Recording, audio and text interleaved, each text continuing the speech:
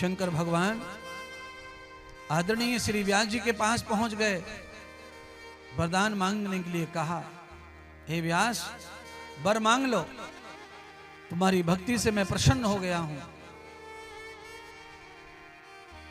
तो भगवान वेद व्यास जी ने वर क्या मांगा?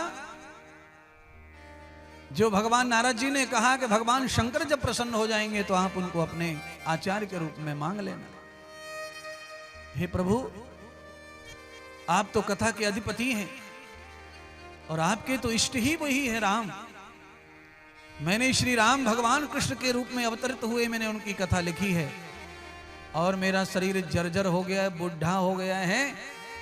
इसलिए हे परमात्मा भोलेनाथ, अगर आप मेरे भजन से प्रसन्न हैं तो मुझे आप एक ऐसा आचार्य पुत्र के रूप में दे दो जो मेरे धर्म को आगे बढ़ाए और परमात्मा की प्रचार करे, जन जन तक भगवान के प्रचार को पहुंचाए।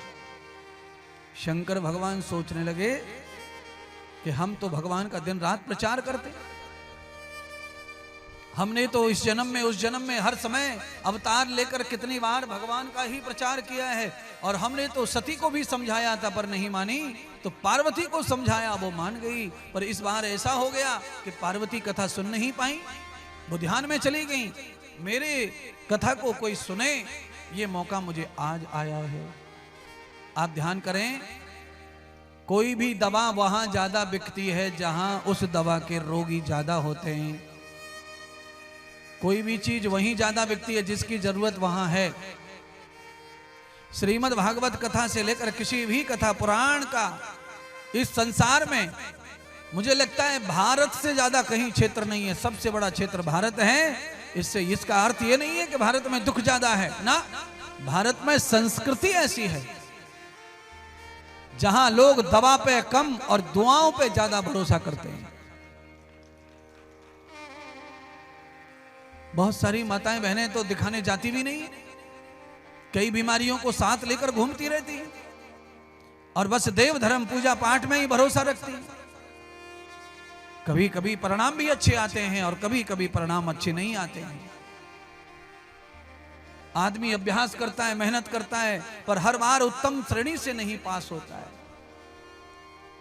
कभी कभी कुछ कम ज्यादा हो जाता है, हमें विश्वास ज्यादा होता है, परिणाम कम आता है। क्योंकि आपने कई जगह यूज कर लिया अपने पुण्य को, कई जगह यूज कर लिया पूजा पाठ को। आप जो पूजा करते हो, दान करते हो, सेवा करते हो, देव धर्म करते हो, आपने उसे केवल अपने स्वास्थ्य के लिए जमा करके रखा तो आपके स्वास्थ्य में जरूर आड़े आएगा। वो आपके स्वास्थ्य को बिगड़ने नहीं देगा, पर आप उस पुण्य को हर जगह यूज करेंगे तो आपके पास में पूजा का पुण्य रहेगा ही नहीं। तो कभी कभी ऐसा नुकसान हो जाता है कि आपने इस जगह का पैसा वहां लगा दिया, वहां का वहां लगा दिया और जहां चाहिए वहां रह जाता है। पर आपका विश्वास डगमग नहीं होना चाहिए, क्योंकि आप जो भी सेवा पूजा दान करते हो, कथा भागवत यज्ञ, वह आपको हर समय कहीं न कहीं काम आता है। वो कभी भी आपको धोखा नहीं देता है। और आखिरी सबसे निकट यही रिश्तेदार है, कौन? आपका कर्म। आप इसे महान बना के रखिए।